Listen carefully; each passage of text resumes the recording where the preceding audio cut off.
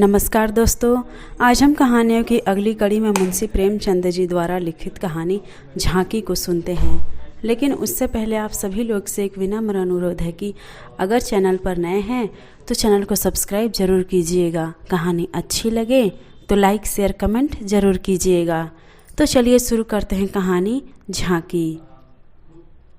कई दिनों से घर में कलह मचा हुआ था। माँ अलग मुँह फुलाए बैठी थी और स्त्री अलग। घर की वायु में जैसे विष भरा हुआ था। रात को भोजन नहीं बना। दिन को मैंने स्टोव पर खिचड़ी डाली, पर खाया किसी ने नहीं। बच्चों को भी आज भूख न लगी थी। छोटी लड़की कभी मेरे पास आकर खड़ी हो जाती, कभी माता के पास, कभी दादी के पास, पर कहीं उसके लिए प्यार की बातें न थी।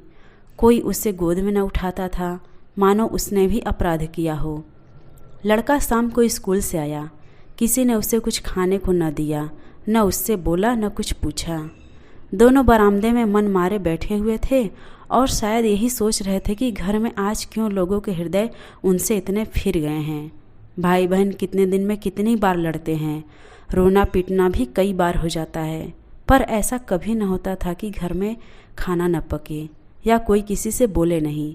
यह कैसा झगड़ा है कि 24 घंटे गुजर जाने पर भी शांत नहीं होता। यह शायद उनकी समझ में न आता था। झगड़े की जड़ कुछ न थी।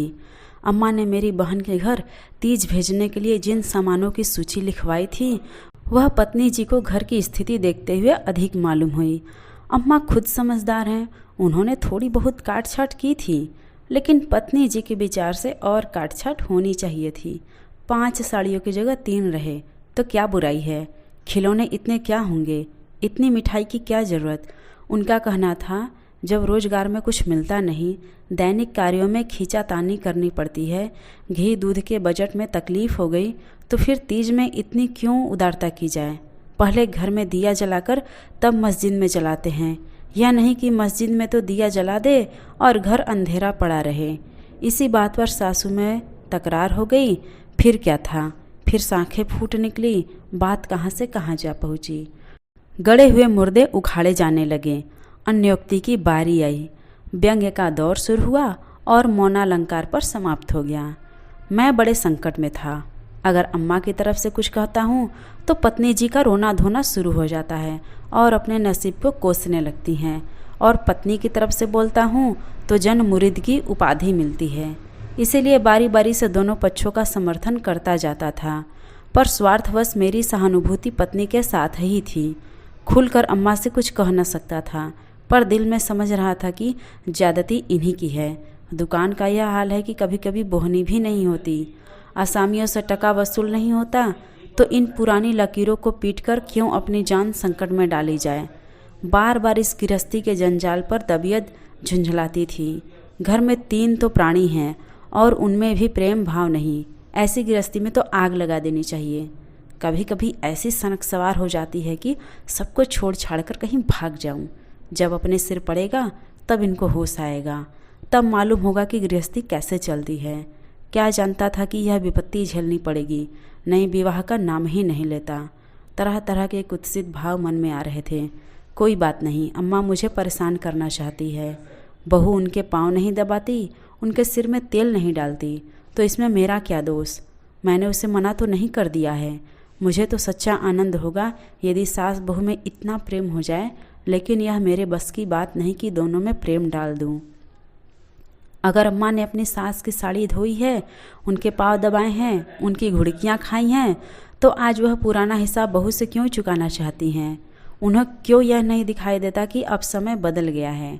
बहुएं अब भयवश सास की गुलामी नहीं करती। प्रेम से चाहे उनके सिर के बाल नोच लो, लेकिन जो रोब दिखाकर उन पर शासन करना चाहो तो वह दिन में लद गए। सारे शहर में जन्माष्टमी का उत्सव हो रहा था। मेरे घर में संग्राम छिड़ा हुआ था। संध्या हो गई थी, पर घर पर अंधेरा था। मनहूसियत छाई हुई थी। मुझे अपनी पत्नी पर क्रोध आया। लड़ती हो लड़ो, लेकिन घर में अंधेरा क्यों रखा है। जाकर कहा, क्या आज घर में चिराग न जलेंगे। पत्नी ने मुंह फुलाकर कहा, जला क्यों नहीं लेते, तुम्हारे हाथ नहीं है क्या। मेरी देह में जैसे आग लग गई। बोला, तो क्या जब तुम्हारे चरण नहीं आए थे तब घर में चिराग न जलते थे। अम्मा ने आग को हवा दी। नहीं, तब सब लोग अंधेरे में ही पड़े रहते थे। पत्नी जी को अम्मा की इस टिप्पणी के जामे के बाहर कर दिया। बोली, जलाते होंगे मिट्टी की कुप्पी, लालटेन तो मैंने नहीं देखी। मुझे इस घर में आए 10 साल हो गए।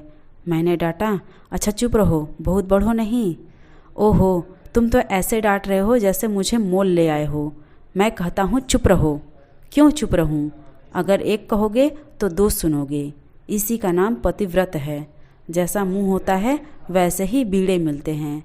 मैं परास्त होकर बाहर चला आया और अंधेरी कोठरी में बैठा हुआ उस मनहूस घड़ी को कोसने लगा जब इस कुलच्छनी से मेरा विवाह हुआ था। इस अंधकार में भी 10 साल का जीवन सिनेमा चित्रों की भांति मेरे नेत्रों के सामने दौड़ गया। उसमें कहीं प्रकाश की झलक न थी, कहीं स्नेह की मृदुता न थी। सहसा मेरे मित्र पंडित जयदेव जी ने द्वार पर पुकारा, अरे आज यह अंधेरा क्यों रखा है? कुछ सूझता ही नहीं, कहाँ हो? मैंने कोई जवाब न दिया। सोचा, यह आज कहाँ से आकर सिर पर सवार हो गए। जयदेव ने फिर पुकारा, अरे कहाँ हो भाई, बोलते क्यों नहीं? घर में कोई है या भी नहीं? कहीं से कोई जवाब न मिला। जयदेव ने द्वार को इतनी जोर से झंझोड़ा कि मुझे भय हुआ कहीं दरवाज़ा, चौखट, बाजू समेत न गिर पड़े। फिर भी मैं बोला नहीं। उनका आना खल रहा था मुझे। जयदेव चले गए। मैंने आराम की सांस ली। 12 शैतान टला, नहीं घंटों सिर खाता। मगर 5 ही मिनट में फिर किसी के पैरों की आहट मिली और अब की टार्च के तीव्र प्रकाश से मेरा कमरा भर उठा। जयदेव ने मुझे बैठे देखकर कुतूहल से पूछा, तुम कहाँ गए थे जी? घंटों चीखा, किसी ने जवाब तक न दिया। यह आज क्या मामला है? चिराग क्यों नहीं जले? मैंने बहाना किया। क्या जाने मेरे सिर में दर्द था। दुकान से आकर लेटे तो नींद आ गई और सोए तो घोड़ा बेचकर, मुर्दों से शर्त लगाकर। हाँ यार, नींद आ गई थी। मगर घर में चिराग तो जलाना चाहिए था। उसका रिट्रेचमेंट कर दिया क्या? आज घर में लोग व्रत हैं, हाथ न खाली होगा। खैर चलो कहीं झांकी देखने चलते हो। सेठ घूरेमल के मंदिर में ऐसी झांकी बनी है कि देखते ही बनता है। ऐसे ऐसे शीशे और बिजली के सामान सजाए हैं कि आंखें झपक उठती हैं। सिंहासन के ठीक सामने ऐसा फव्वारा लगाया है कि उसमें से गुलाब जल की फुहारें निकलती हैं। मेरा तो चोला मस्त हो गया जी। सीधे तुम्हारे पास दौड़ा चला आ रहा हूँ। बहुत झांकियाँ देखी होगी तुमने, लेकिन यह और ही चीज़ है। आलम फट पड़ता है। सुनते हैं दिल्ली से कोई चतुर कारीगर आया है, उसी की यह करामात है।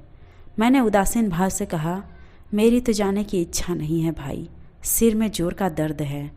तब तो ज़रूर चलो, दर्द भाग न जाए तो कहना। तुम तो यार बहुत दिक करते हो। इसी मारे मैं चुपचाप पड़ा था कि किसी तरह से यह बला टले, लेकिन तुम सिर पर सवार हो गए। कह दिया ना मैं नहीं जाऊंगा, और मैंने कह दिया मैं ज़रूर ले जाऊंगा। मुझ पर विजय पाने का मेरे मित्रों को बहुत आसान नुस्खा याद है।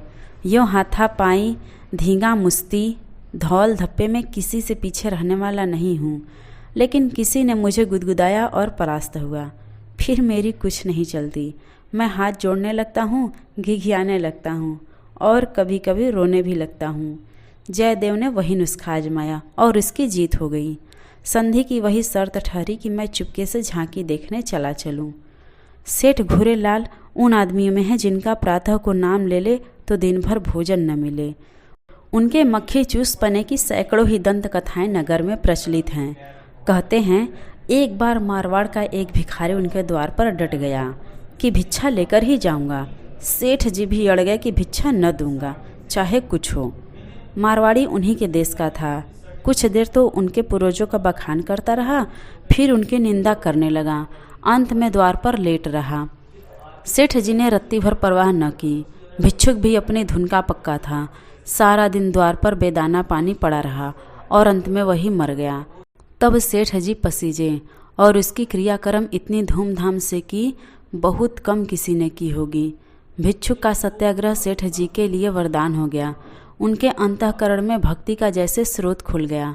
अपनी सारी संपत्ति धर्मार्थ पर अर्पण कर दी। हम लोग ठाकुरदारे में पहुँचे तो दर्शकों की भीड़ लगी हुई थी। कंधे से कंधा छिलता था। आने और जाने के मार्ग अलग थे। फिर भी हमें आधे घंटे के बाद भीतर जाने का अवसर मिला। जयदेव सजावट देख देखकर लोटपोट हुए जाते थे, पर मुझे ऐसा मालूम होता था कि इस बनावट और सजावट के मेले में कृष्ण की आत्मा कहीं खो गई है।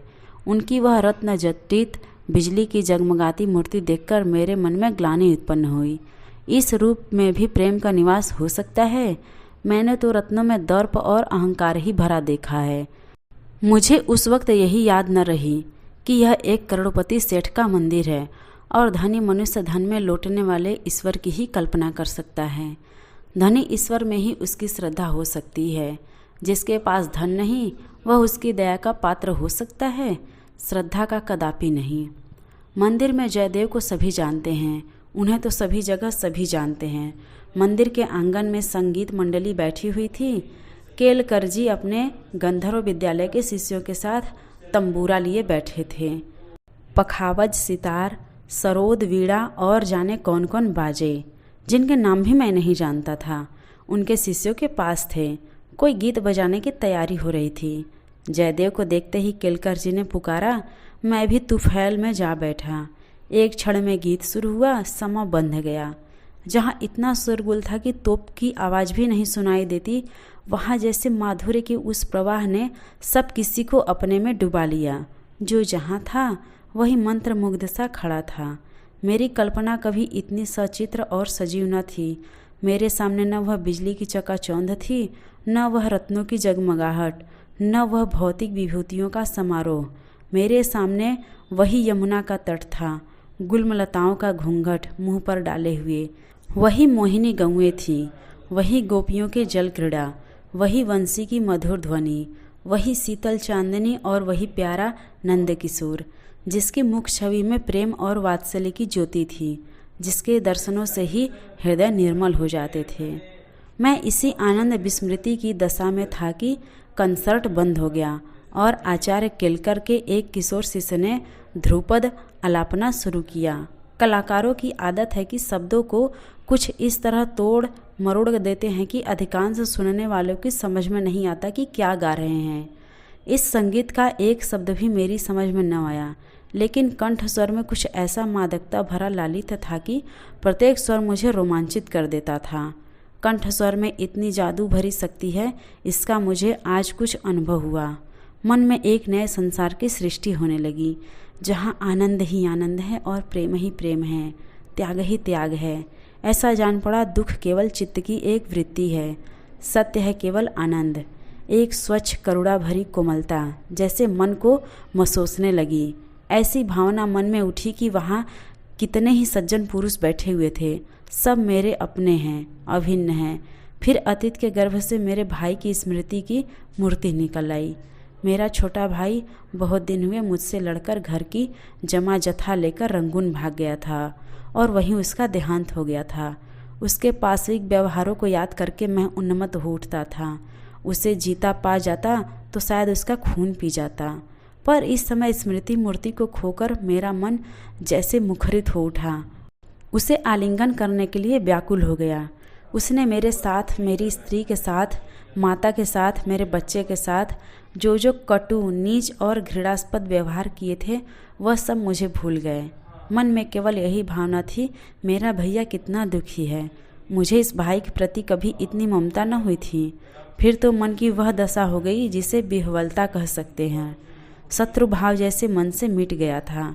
जिन जिन प्राणियों से मेरा बैर भाव था, जिनसे गाली गलौज, मार पीट, मुकदमाबाजी सब कुछ हो चुकी थी, वह सभी जैसे मेरे गले में लिपट लिपट कर हंस रहे थे। फिर विद्या, जो कि मेरी पत्नी है, उसकी मूर्ति मेरे सामने आ खड़ी हुई। वह मूर्ति जिसे 10 साल पहले मैंने देखा था। उन आँखों में वही विकल कंपन था, वही संदिग्ध विश्वास, कपोलों पर वही लज्जा लालिमा, जैसे प्रेम सरोवर से निकला हुआ कोई कमल पुष्प हो। वही अनुराग, वही आवेश, वही याचना भरी उत्सुकता जिसमें मैंने उस न भूलने वाली रात को उसका स्वागत किया था, एक बार फिर मेरे हृदय में जाग उठी। मधुर स्मृतियों का जैसे स्रोत सा खुल गया। जी ऐसा तड़पा कि इसी समय जाकर विद्या के चरणों पर सिर रखकर रोऊं और रोते हुए बेसुध हो जाऊं। मेरी आंखें सजल हो गई। मेरे मुंह से जो कटु शब्द निकले थे वह सब जैसे मेरे ही हृदय में गड़ने लगे। इसी दशा में जैसे ममतामयी माता ने आकर मुझे गोद में उठा लिया। बालपन में जिस वात्सल्य का आनंद उठाने की मुझ में शक्ति न थी, वह आनंद आज मैंने उठाया। गाना बंद हो गया। सब लोग उठ उठकर जाने लगे। मैं कल्पना सागर में ही डूबा रहा। सहसा जयदेव ने पुकारा, चलते हो या बैठे ही रहोगे? तो आज की ये मुंशी प्रेमचंद जी द्वारा लिखित कहानी झांकी आपको कैसी लगी कमेंट करके ज़रूर बताइएगा। और अगर चैनल पर नए हैं तो चैनल को सब्सक्राइब ज़रूर कीजिएगा और अपने दोस्तों को भी शेयर कीजिएगा।